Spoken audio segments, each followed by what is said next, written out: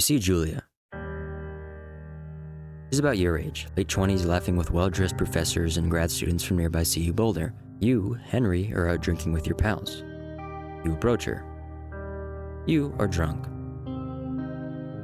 If you were to assume that Firewatch was a text adventure game, I wouldn't even blame you, but in reality it is the exact opposite, being full of beautiful visuals and known for the well-acted dynamic between the two main characters. Hello, Two Forks Tower.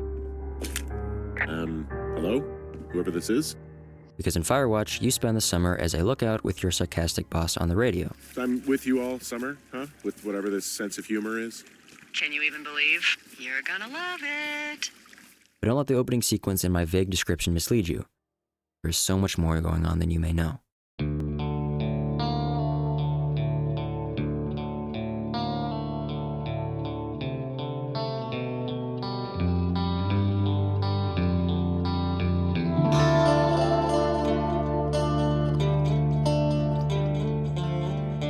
Look, I called with bad news. Wait, hold on. Something's out here. There's some guy out here giving me the creeps. Someone broke in. They what? Do they realize this is how people die? Someone has written down what we said to each other, have been saying. What do you know? I know that I'm scared. What's on the tape, Henry? We should just burn the place down. Would you tell me what's on the tape? You need to call search and rescue. Tell me what's on the goddamn tape! Is any of this real? Oh my god, what the fuck is happening, Henry? Firewatch, released February 9th, 2016 by Campo Santo, is a gorgeous game with a mysterious story. Just about the entire game takes place in the mountainous forests of Wyoming, so already we can tell this is fictional because of course Wyoming isn't real. Think about it. Have you ever met anyone from Wyoming? Oh, now that you mention it, I don't think Well, there you are. Now, despite its fictional story and stylistic aesthetic, it does present nature in such a beautifully unique way. While most AAA games today are praised for their visuals being realistic and having stunning graphics, Firewatch doesn't exactly look realistic, but it sure doesn't need to be to still look stunning.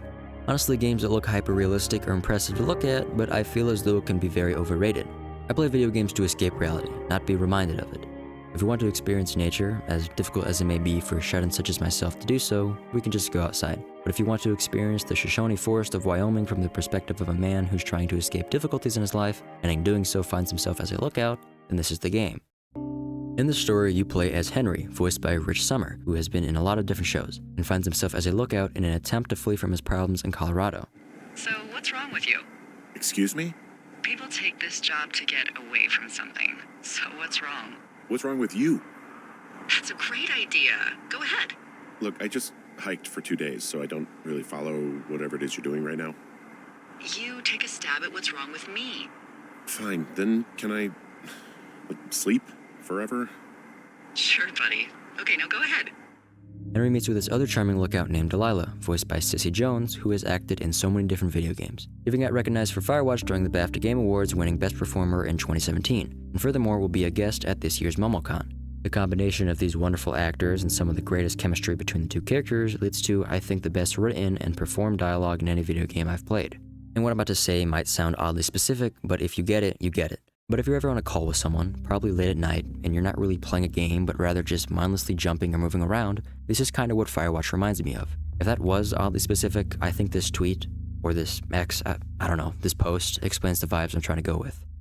The realistic and dynamic conversations between the two is a good majority of this game as you spend time on the radio with Delilah while walking around doing tasks. And when I say realistic and dynamic, that's by no exaggeration. Their conversation will develop over time, and quite noticeably so. Sometimes they'll echo back to previous conversations and bring them up, or have little inside jokes, just as a normal conversation would.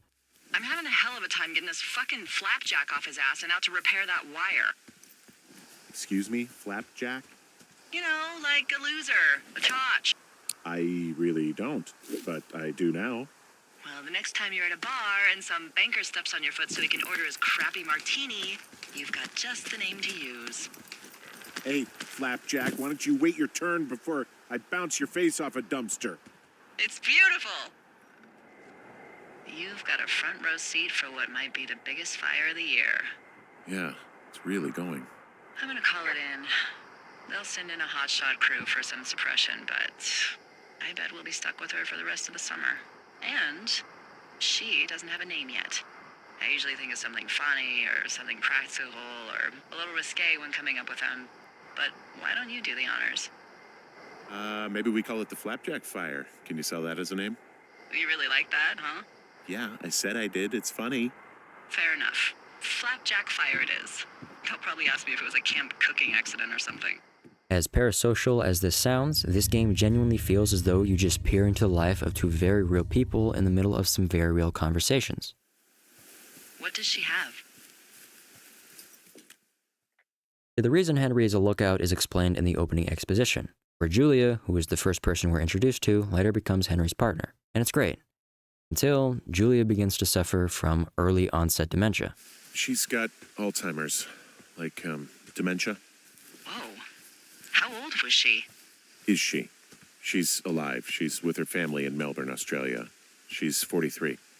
Fuck. Yeah. What was it like when you guys found out? We were scared shitless.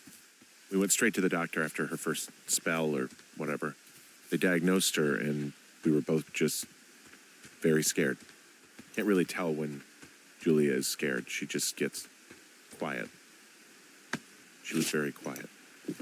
Julia is a very important part of Henry's life, and a very important person to Henry. And the sudden tragic health development affects his outlook on life and decisions very much. So in order to get past this, Henry decides the most reasonable thing is to abandon his wife in Melbourne, Australia with her parents and take a job far, far away from society in Wyoming. Of course, on the outside, that sounds like an extremely selfish thing to do, but it's a very guilt-ridden decision made by Henry, which is addressed throughout the game by both Delilah and you the player, depending on how you treat the situation. Because with how extensive the dialogue is in this game, you ultimately decide how most conversations go. There's no one outcome from this game or one specific message the game is trying to push onto you, because while the story hits certain beats to progress, you're still in control of the narrative aspect, deciding what to say in a given situation or how to act. There's actually a crazy amount of depth to Firewatch.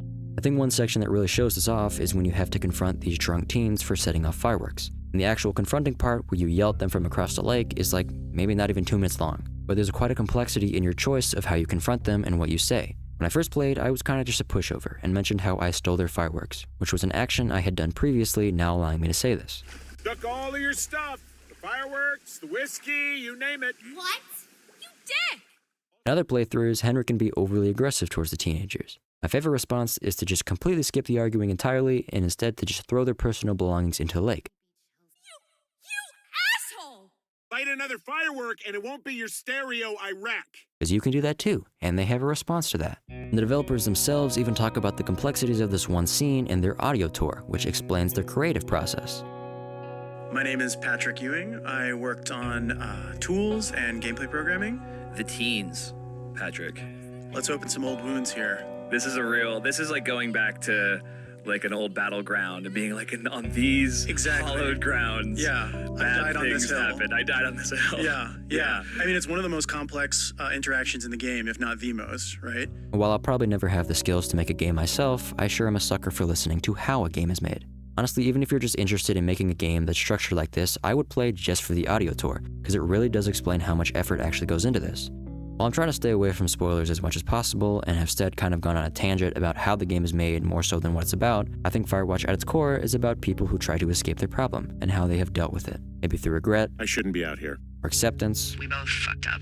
or some other extreme measure. But it's a good story you should experience blind, and one that allows you to escape to the Shoshone Forest with a very charismatic lady. So why not escape? Okay.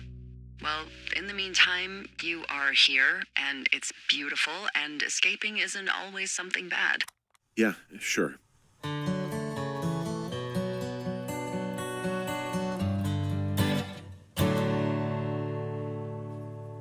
I'm headed off to Shoshone, where the birds and the bees won't know me. Men and women won't exist no more, and there ain't no gals to keep no score. I'm headed off to Shoshone, where the elk and the owls won't know me, where there ain't no judges to whom I gotta plead, 'cause I can be me in Shoshone.